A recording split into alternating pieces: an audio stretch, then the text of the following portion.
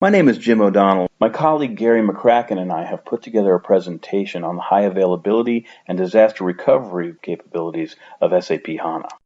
Most customers are already aware of the advantages of SAP HANA in terms of incredible speed, flexibility, and scalability. As adoption has increased and HANA has found its way into solutions outside the traditional analytic use case and even into operational use cases, customers become more and more concerned about how it fits in with their business continuity planning. Business continuity, high availability, and disaster recovery planning concern themselves with disruptive events. In other words, business not as usual. Disruptions may be localized to a single hardware component, they may affect an entire data center, they may be regional or even global in scope. They may be planned or unplanned. A disruption may come in the form of a hardware or infrastructure failure, meteorological disaster, or even human activity which interrupts the proper functioning of a system.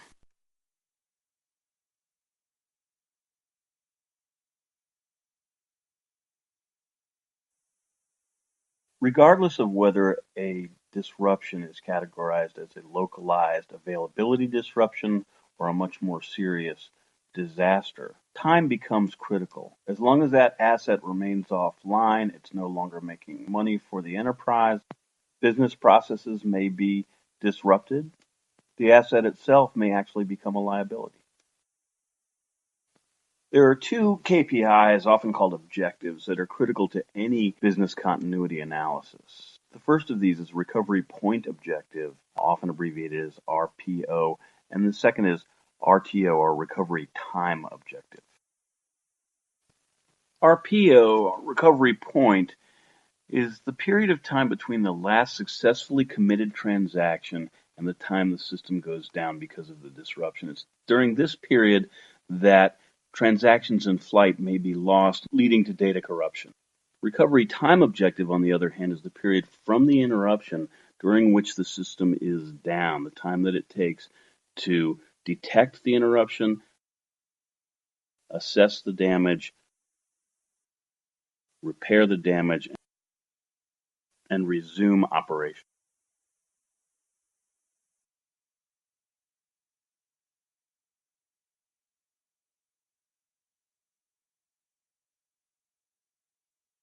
HANA actually has two capabilities built into it for dealing with disruptive events. The first of these is called host auto failover, where we provision a cluster of multiple HANA servers or nodes, one or more of which is provisioned as a standby node, meaning that it is not productive, while the others are all worker nodes. If a worker node should fail or some hardware component of that node should cause it to fail, the standby node is able to resume capability of that node by loading its data into its own memory and inserting itself into the cluster in a productive fashion. As a partially redundant solution, host auto failover is appropriate for localized availability disruptions.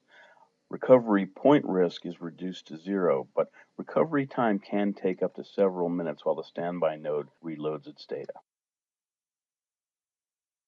The second feature included in HANA for dealing with disruptive events is HANA system replication. This involves more hardware than host auto failover typically, as it involves creating a completely redundant cluster and using this secondary cluster as a real-time replication base.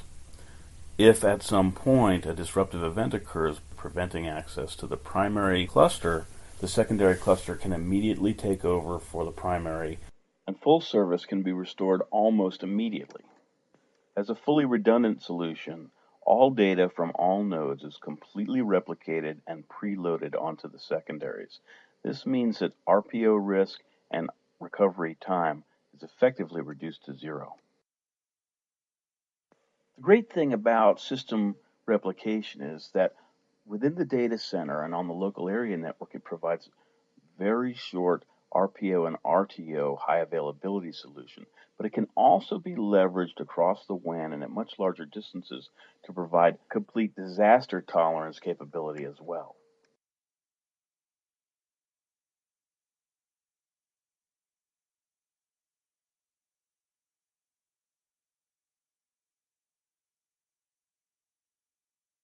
customer may ask, Jim, I like this a lot, but you keep saying that it's included. Oracle charges me for this capability. Is there any additional license cost from SAP for implementing host auto failover or system replication?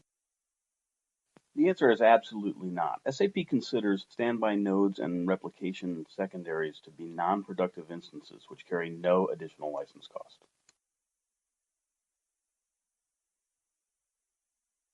If you have a hardcore loyalist in the room, he might just come back with something like, now don't that just mean data guard is somehow better than system replication? Nope. It just costs more.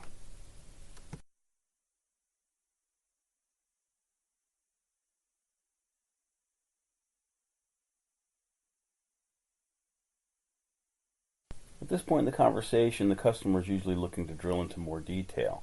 So where can you get him more custom information about business continuity topics in SAP HANA?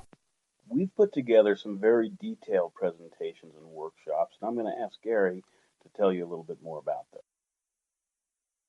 Now that you've seen all the great capabilities SAP HANA provides with regards to data center readiness, how do you demonstrate this to our prospects and customers? How can they actually see this live without undergoing the time and expense of installing 2 servers and configuring them for high availability? Well, the answer is the SAP Co-Innovation Lab, or COIL. The COIL is a partnership with SAP, Cisco, and EMC. Located in Palo Alto are 2 servers installed and configured to demonstrate both high availability and disaster recovery. An HTA has been created to walk a customer through these capabilities with demonstrations scripted around host auto failover and system replication. These sessions can be set up to be delivered on-site or via WebEx. We have seen this be very effective in moving a HANA deal forward where IT needs to be satisfied with HANA's capabilities around data center readiness, and a PowerPoint presentation just isn't enough. As this demonstration is delivered on bare metal hardware and not a VM, they can only be scheduled via the HANA Solution Foundation Group. So give Stuart Rowland a call when you need this tool to help close the deal.